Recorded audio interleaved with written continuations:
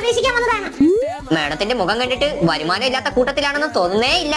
എങ്കിൽ ഞാൻ നാളെ തൊട്ടേ കുളിക്കാൻ നനയ്ക്കാതെ പല്ലേക്കാതെ വരാം. അപ്പൊ നീ എഴുതാൻ പെൻഷൻ. അങ്ങനെയല്ല, പിന്നെ വരുമാനം 1 ലക്ഷത്തിന്റെ മേളിലാണ് കാണിക്കുന്നത്. പുറത്തു പറയണ്ട, ഇത് കള്ള സർട്ടിഫിക്കറ്റ് ആണ്. ഓർച്ചില്ലേ, 1 കോടിക്ക് മുകളിലുണ്ട്. മാഡം, ഇത് സർക്കാരിന്റെ ഖജനാവിൽ നിന്നുള്ള പൈസയാണ്. അല്ലാതെ ഇതൊക്കെ നിന്റെ അച്ഛൻ വീട്ടിൽ നിന്ന് കൊണ്ടുവന്നെന്ന് ഞാൻ പറഞ്ഞാടാ. ഭർത്താവിന്റെ ജോലി സിംഗപ്പൂരിലെ മൾട്ടിനാഷണൽ കമ്പനിയിൽ ജോലി. അയ്യോ, അങ്ങനെയുള്ളവരുടെ ഭാര്യമാർക്ക് പെൻഷൻ കിട്ടില്ല. എങ്കിൽ ഞാൻ അങ്ങനെ അവിടുത്തെ ജോലി നിർത്തി നാട്ടിൽ വെറുതെ കൊണ്ട് നിർത്താം. നീ മാസം ചെലവിന് തരുമായിരിക്കും. 2 വീലറോ 4 വീലറോ ഉണ്ടോ? ഇല്ല. പക്ഷെ ആധാറിൽ താങ്കളുടെ ഉടമസ്ഥതയിൽ 5-6 വണ്ടി കാണിക്കുന്നുണ്ട്. അത് 5 ബസ്, 3 പാണ്ടി ലോറി, 1 കപ്പലിന്റെ അതിന്റെ ആർത്തിയായിരിക്കും. കപ്പലാ? അതൊന്നും 2 4 വീലർ പോലല്ല. പെൻഷനാ. മാഡം, അപേക്ഷ അയച്ചിട്ടുണ്ട് കേട്ടോ. അപ്പൊ എനിക്ക് അടുത്ത മാസം തൊട്ട് പെൻഷൻ കിട്ടുമായിരിക്കും. കിട്ടുമെന്നാണ് പ്രതീക്ഷ. കിട്ടിയില്ലെങ്കിൽ ഞാൻ പാണ്ടി ലോറിയായിട്ട് ഒരു വരക്കം വരും.